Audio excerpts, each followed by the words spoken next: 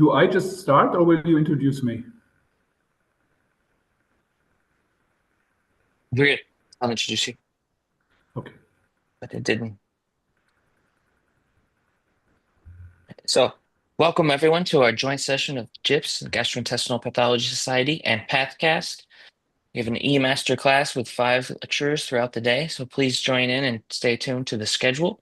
Follow along. We're going to talk, our first introduction here will be an introduction to gastric cancer. That's by Professor Michael Vieth. He's a leading gastrointestinal pathologist, currently serving as director of the Department and Institute of Pathology in Klinikum, Bayreuth, and professor of pathology at the University of Erlangen-Nuremberg. He has authored over 700 scientific publications and book chapters with major contributions to international guideline development, including the WHO classification of gastrointestinal tumors and multiple European and German consensus statements. He's widely recognized for his expertise in esophageal, gastric, and colorectal pathology. He also serves on editorial boards of prominent journals such as Endoscopy, Diseases of the Esophagus, and the American Journal of Gastroenterology. And with that, Dr. Vieth, please go ahead. Thank you so much for this kind introduction. As a pathologist, on normal, I'm in sessions always the last one who gives a talk. But this time I have to give the introduction part. Introduction parts are always a little bit difficult since you should not come up with your own findings and ideas only. You should not cover the topics that will be covered by the next speakers.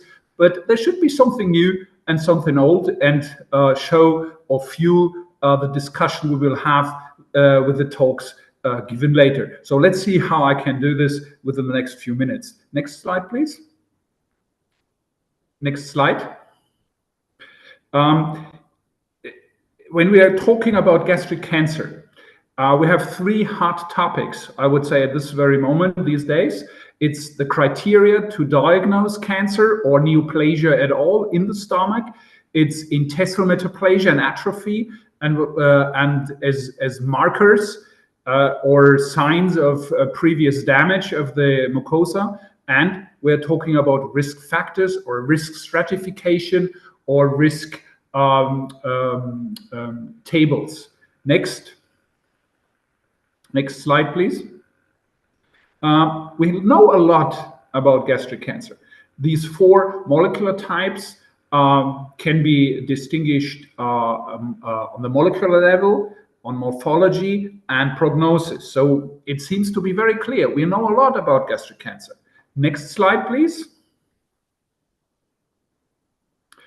Let's start with the criteria. Next slide. So the original description of the term dysplasia, or the invention of the term dysplasia, was undertaken in 1923. And the definition was cells that look abnormal under microscope but are not cancer yet. So what we do now today with low grade and high grade, we try to stratify the risk for the development of carcinoma a little bit. But, you know, it seems that there are overlap zones. Reactive changes that look like neoplasia, high-grade dysplasia that is diagnosed in some parts of the world, maybe as cancer and vice versa. So maybe it's also depending on my mood. On a Monday morning, I probably would diagnose high-grade dysplasia, and on Friday evening, I probably could diagnose carcinoma. So there is some variation also within inter-observer variation. Next slide, please.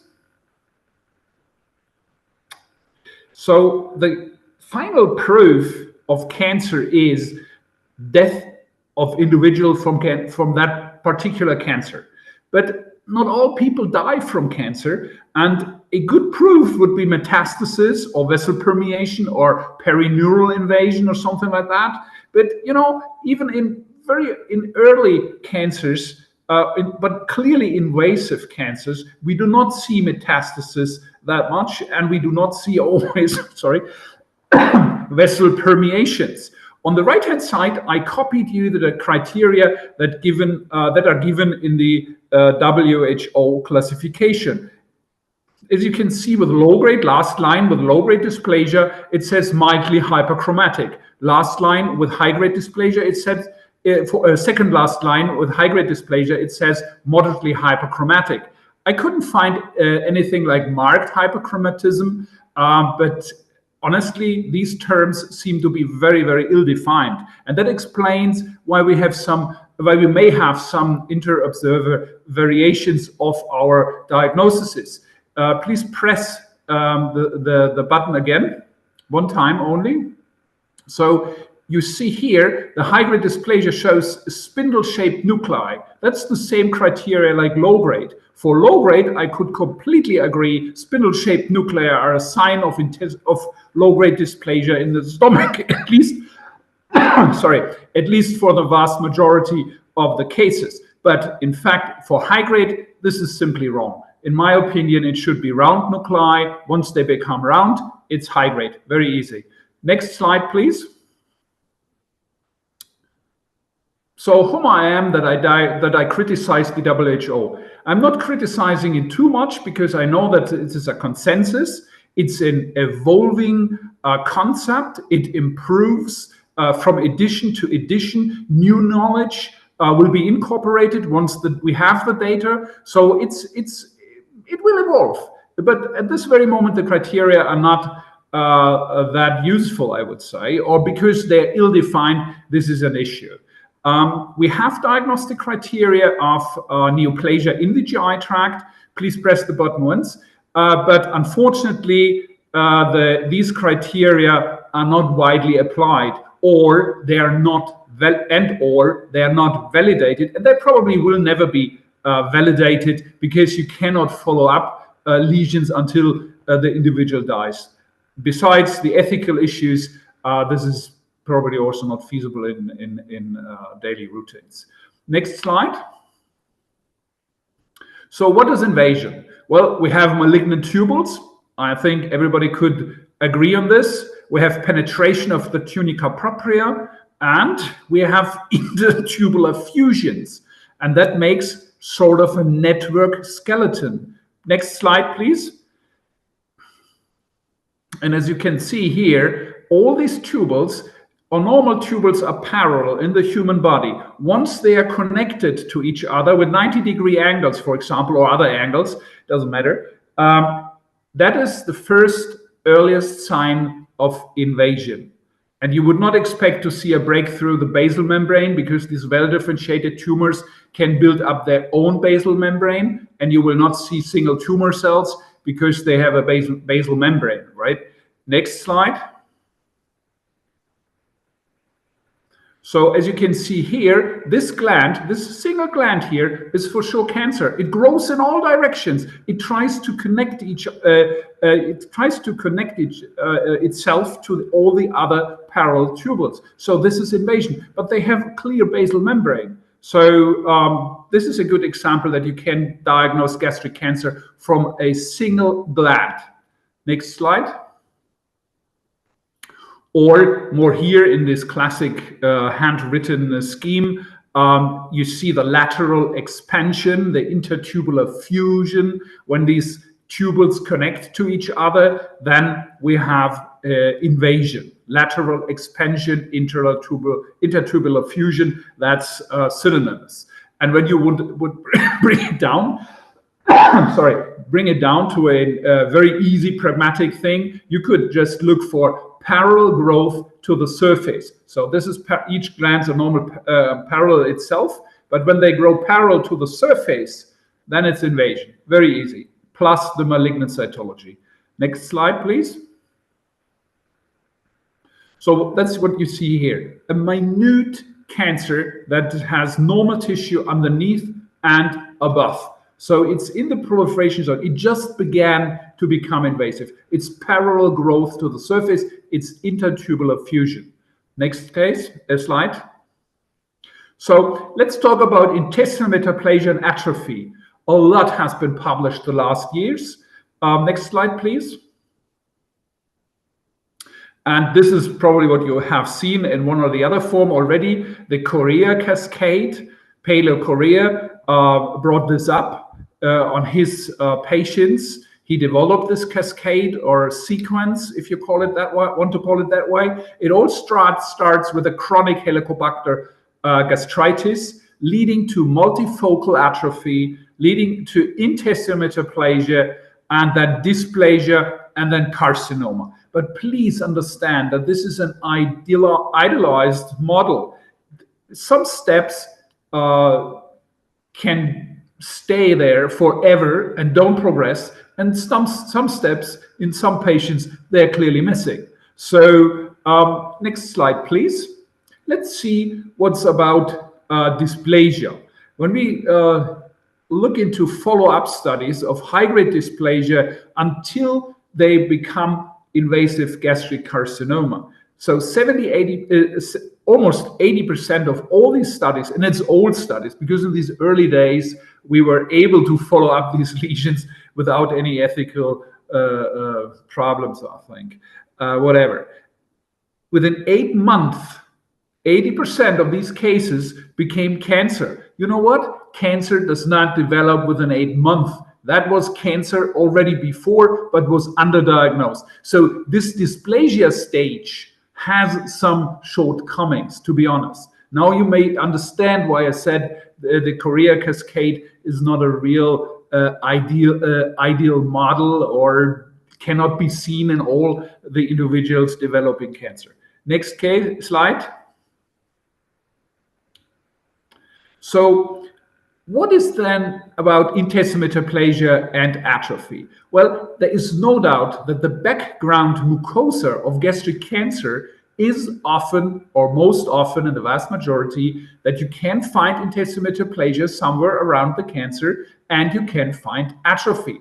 The stem cell has not been yet identified so far, but we have to probably to state that intestinal metaplasia is not a precancerous condition itself, but a paracancerous phenomenon and a marker for a prior severe damage of the mucosa that left this back, so to say, as healing stage, and therefore it's a sign for previous damage. But always when there was previous damage, there's a lot of proliferation going on, so there may be some mutations introduced and start from there, but not from the goblet cell itself, because a goblet cell is a highly differentiated cell, so cancer develops from more undifferentiated precursor cells. Next slide, please. So what does intestinal metaplasia do? As you can see here, the single goblet cells produces blue mucus. In this case, it's stained blue. It's not blue or normal.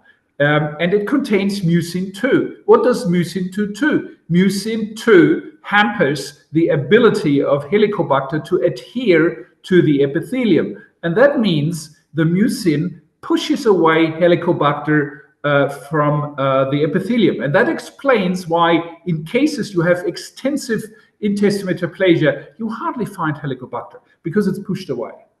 Next slide, please. So when it comes to risk factors, atrophy and intestinal metaplasia, 5 to 6, 7, 8 odds ratio. Next slide, please. So that's quite high. If you see all the other odds ratios of all the other criteria given on this page, it's all around 1 to 2, so lots less. So intestinal metaplasia and atrophy seems to be a marker for a higher risk. Next slide, please. And press it once again, please.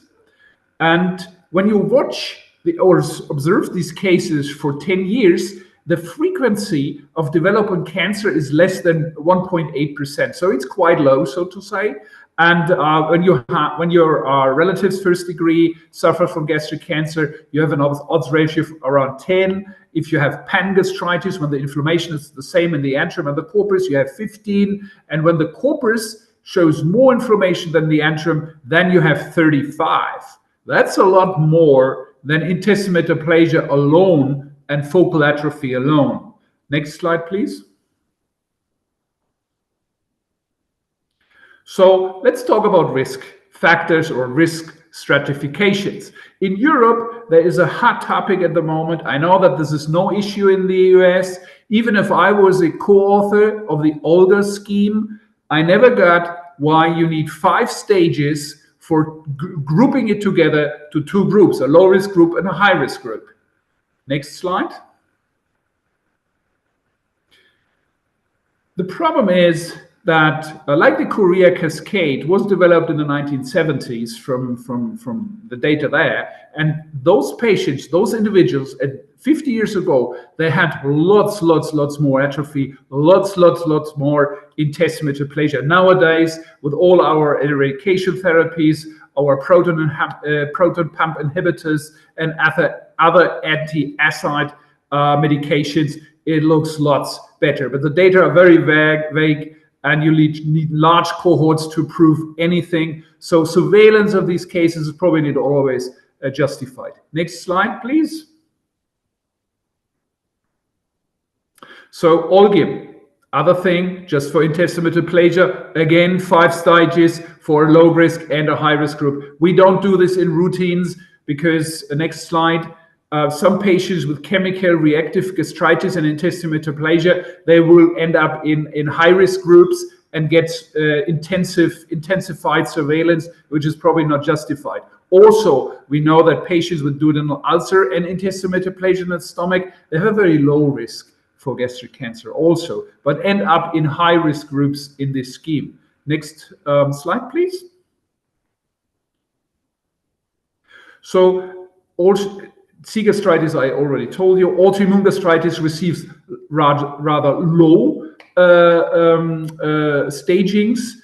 Well, honestly, I think autoimmune gastritis is a bit overestimated about the risk for gastric cancer. They develop cancer, yes, but probably not more than in the normal population or so. But I'm not sure about this. But I think it's not justified to follow up an 85-year-old lady every year for gastric cancer because she suffers from autoimmune gastritis. I think this is not justified that much. Next slide, please.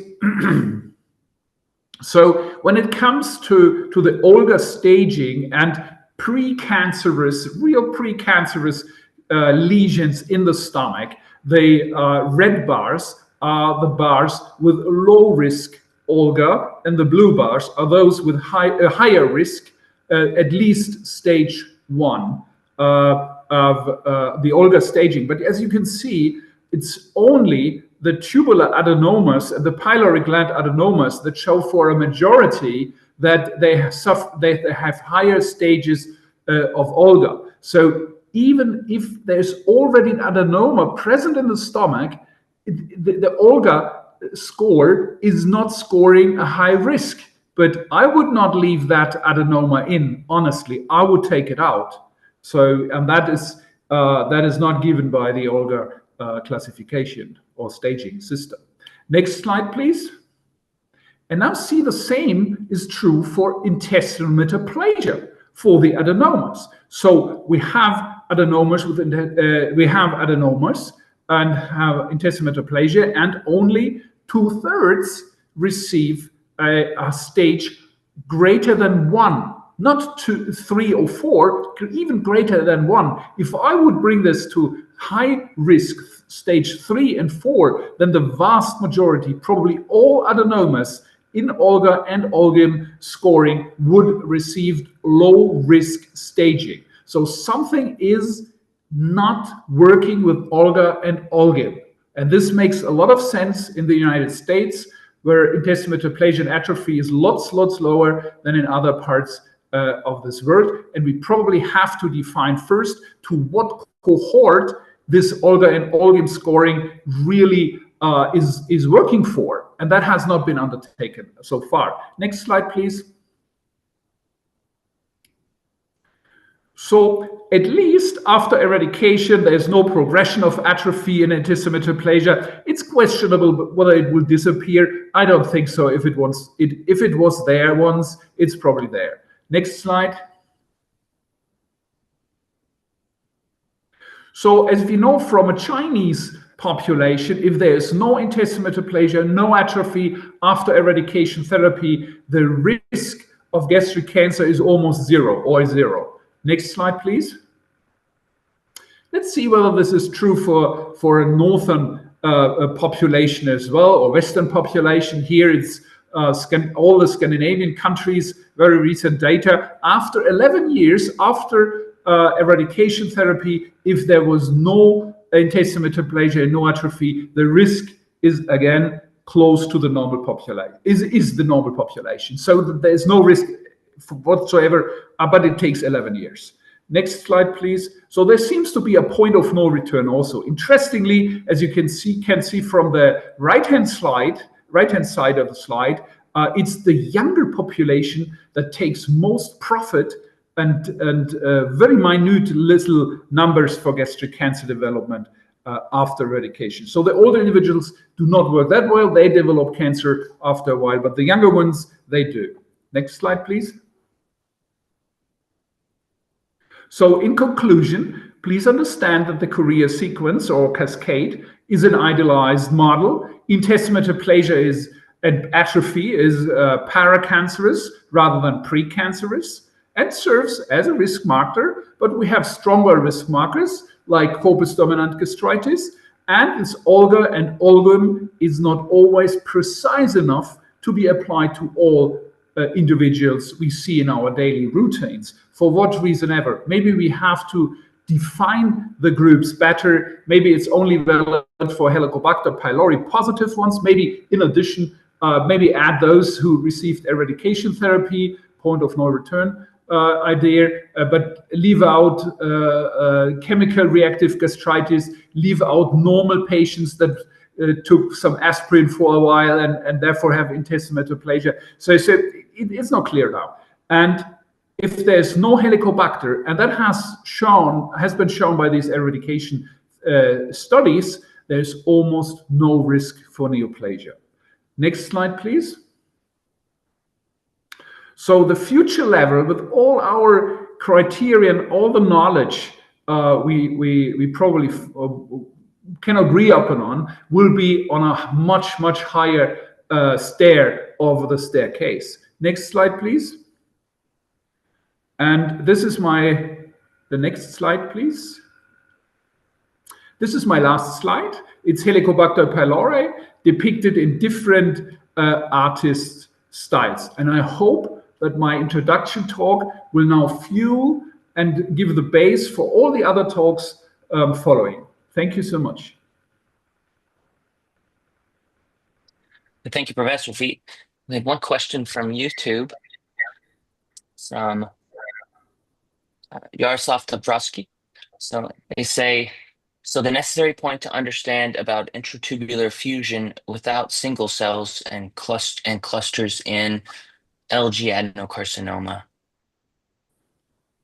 Yes, absolutely. So it's nice when we have single cells, or it's nice when we see a break through the basal membrane. It's very nice, but the intratubular fusion plus the malignant cytology of the nuclei, that's invasion. And this intratubular fusion thing is probably a vehicle to connect the Japanese view and the Western view of how to diagnose gastric cancer, because this works also for the cases where the Japanese colleagues call it cancer based just on cytology. Does that explain or answer the question? I hope so. I think so. Thank you. Thank you. There is another question, Dr. Vieth. So similar lines that you talked about intratubular fusion. So does it mean that for diagnosing early gastric cancer, you rely more on architecture than cellular atypia? I mean, do you not look for single cells in the lamina propria and things like that? That was the question. Yes and no. I don't look for single cells. If I see them, it's nice to have, but in many early cases, you don't see them. And it's the intratubular fusion plus the malignant cytology. So you can have reactive changes where the glands are cut in a very tangential way and it looks they are bent or intermingled or whatever, but you need the malignant cytology plus the architecture. These two things I personally use. And you always see abrupt changes in neoplasia, and you should not see that or expect that in reactive changes. I think that may help a little bit. Right, thank you. Adam, do you see any other question? I see one. I see. There's a Go question ahead, about Kate. complete versus incomplete intestinal metaplasia. Is it worth characterizing this? And do the clinicians change follow-up based on the type of intestinal metaplasia? Yeah, in some time I have yes and no. The incomplete type is considered to be the bad one. The complete type is the less bad one. The problem I have with incomplete and complete, the pure types you can easily diagnose on H&E morphology. That works. And but I find it quite difficult because it's in the vast majority of the cases it's a mixture of intestinal incomplete and complete. And my colleagues told me that once you see a single gland with incomplete, you should call the whole lesion incomplete. Well, personally, I don't think this is fair when there is a single gland and you have 100 glands around that show complete intestinal metaplasia, that this is a malignant or a bad one then. So I think these data are not really convincing. There are convincing studies out there, but there are the same number of non-convincing studies also. But I would encourage you to do it based on H&E morphology, and then we will have the data, and then we will learn whether this is really true or not. So I'm encouraging you to do it, but I don't have a very good clue to that because the references are either to one side or the other.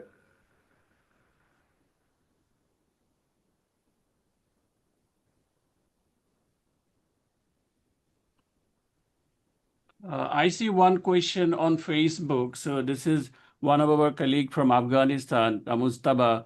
So Mustaba is asking a general question. He's saying that, can you please have comment on de novo carcinoma of the stomach?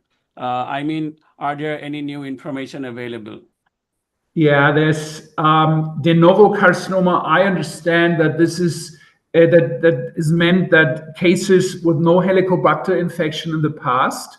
We see these cases more and more often, but it's still a very minute, small portion. I know that in Japan there are some studies on these individuals now. We also have a collection of these patients that show up with cancer, but for sure had no Helicobacter the last 40, 50 years. And this could be meant by de novo, or if de novo means that you don't see the pre-stages and you don't see intestinal metaplasia and atrophy or whatsoever, or the adenoma, this is also possible. And this refers to the Korea cascade, where some stages can be just overjumped, so to say, or bypassed. And yeah, but I'm not aware that there is a good collection of these cases that teach us how they differ from other cases, prognosis-wise, for example, or therapy-wise, for example. Adam, do you see any question? Oh, you're muted. There's one last one on Facebook. Would you recommend follow-up for a patient presenting with isolated and focal intestinal metaplasia in the absence of signs of HP-related gastritis? So like no inflammation or H. pylori. So sounds like somebody with just focal intestinal metaplasia. Yeah, that's a very mean question, but it's very good. Personally, I would not do anything. But the European guidelines, they say that you have to do follow-up every 3 years. Thank you. I would not do that. Thank you. Thank you. Thank you for sharing, and thank you for answering questions. We really appreciate you kicking us off today. Now we'll move on to our next session. Thank you. All right. Our next speaker today is Dr. Beth Vieth. She's a professor of pathology at the University of Pennsylvania. 1 second, Katie. Katie, 1 second, please. 1 second. Sorry. Hold on. Getting there.